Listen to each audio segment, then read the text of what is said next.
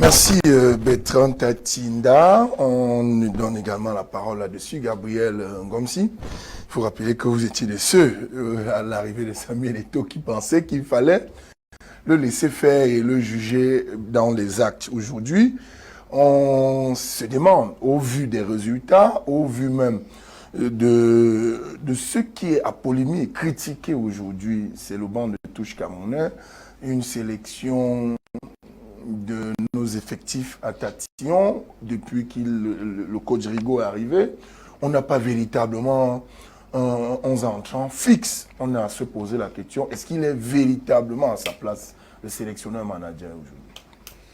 Bon, écoutez Sylvain, il faut dire que le football camerounais est en train est en phase de reconstruction.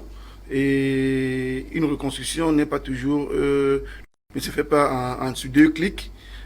Comme le disait aujourd'hui mon compagnon Tchatina, il a pris l'exemple du Sénégal qui a gagné presque toutes les compétitions de tous les niveaux. Mais il faut comprendre que c'est un travail qui a été fait aussi pendant près de 7-8 ans. Le Sénégal a travaillé dans la durée pour obtenir ces résultats-là. Donc nous pensons sincèrement que Samuel Eto'o a peut-être cette volonté de perfectionner, d'améliorer le football camerounais. Reste à lui donner, est-ce qu'il faut lui donner le temps nécessaire? Sauf qu'à l'analyse, qui suis-je moi le profane pour juger le coach Rigobert Song? Est-ce que, parce que quand je regarde tout le maillot d'expertise qu'il y a autour de Samuel Eto'o, et Samuel Eto'o, Patrick Mboma, tous ces gens-là, s'ils conviennent qu'ils sont à l'expertise, soit c'est convenu qu'ils sont là l'objectif et qu'en vérité, nous, les Camerounais, on se rend compte que ce n'est pas ça. Soit ils sont dans la mauvaise foi.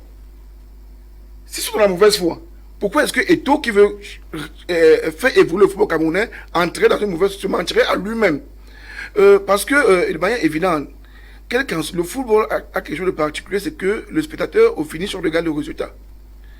On regarde le résultat et on ne peut pas se tromper qu'aujourd'hui, les résultats de Rigobert ne sont pas satisfaisants.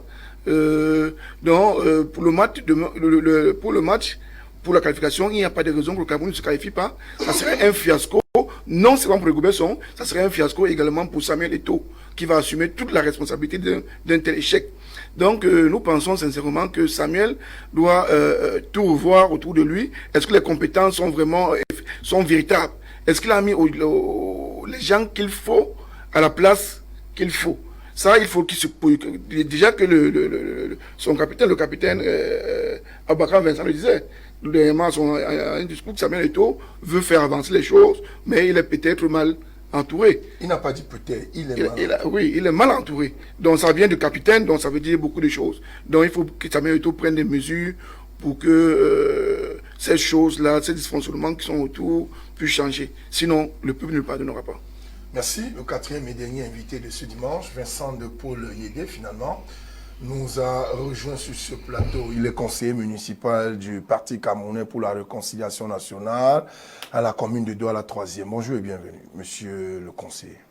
Bonjour Sylvain, bonjour à mes copanélistes. Je voudrais m'excuser auprès de vos téléspectateurs pour les quelques minutes de retard.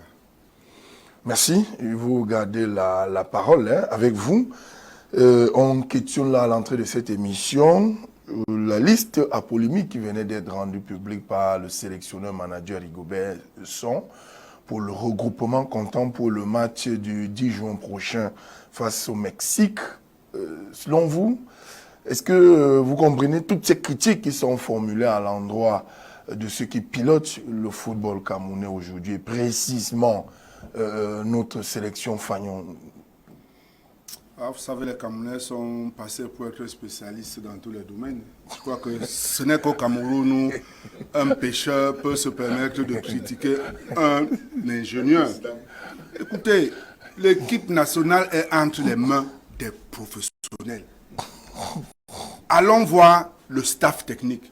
Tous ceux qui entourent Rigobert Song, c'est des joueurs hyper capés.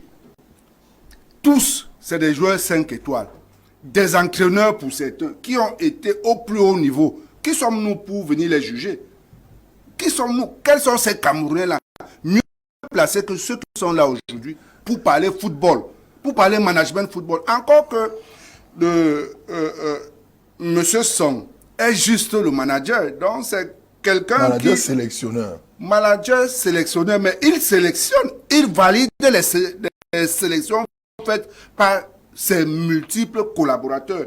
Et je voudrais vous rappeler qu'ils sont tous d'un très grand niveau, au niveau de la maîtrise du football. Donc moi je pense que quand vous dites d'un très grand niveau, Vincent le disait ici Gabriel Ngomsi, au finish, dans le football, c'est le résultat qui importe. Vous avez parlé des coachs 5 étoiles, ça se vérifie sur la base de quoi actuellement, au niveau actuel des résultats de Rigaud depuis qu'il est là? Alors, si on est d'accord qu'il a la qualification nécessaire, parce qu'ayant obtenu un diplôme de haut niveau d'entraîneur, si on est d'accord que ses assistants, ses collaborateurs sont tous qualifiés, alors le problème de la compétence ne se pose plus. Maintenant, les Bertrand ont fait cette exégèse-là sur comment est-ce que ça s'est passé avec les Lions. Nous sommes en phase de reconstruction. Il est tout à fait normal que l'on aille jusqu'au fond pour rebondir et on ne peut pas toucher un deuxième fond que celui que nous avons touché là maintenant. Et il fallait avoir le courage. Tous ceux qui sont passés entre-temps se sont contentés de faire du saupoudrage parce qu'ils estimaient qu'il fallait absolument qu'ils obtiennent les résultats que le peuple attendait d'eux pour être maintenus en place. Aujourd'hui, ceux qui sont là ne se posent pas cette question. Leur problème, c'est les fondamentaux du football. Est-ce que le football au Cameroun se pratique tel qu'il devrait se pratiquer? Est-ce qu'il est organisé tel qu'il devrait être organisé? On peut donc, à la lumière des derniers play-offs ici à Douala, pour ceux qui ont pu être au stade ou pour ceux qui ont vu les images du stade, penser que quelque chose de profond est en train de se faire, que le football camerounais est en train de renaître de ses cendres. Il faudrait donc tout simplement que nous soyons patients, que ce travail qui a commencé, c'est un travail de fond, c'est un travail de véritables architectes, que ce travail-là puisse se poursuivre dans la sérénité. D'autres pays, pour reconstruire leur football, je parle du Maroc par exemple, se sont retirés de la CAF. Ils se sont retirés, ils se sont enfermés et ont travaillé au moins pendant 4 ans. Avant de revenir, ils n'ont pas fait les différentes compétitions sportives parce qu'il fallait qu'ils prennent le temps de reconstruire. Le Niger l'a fait à un moment donné. Le Sénégal, ça fait 8 ans que le même staff est là. Donc vraiment que les Camerounais laissent ceux qui sont en charge de reconstruire notre football le faire.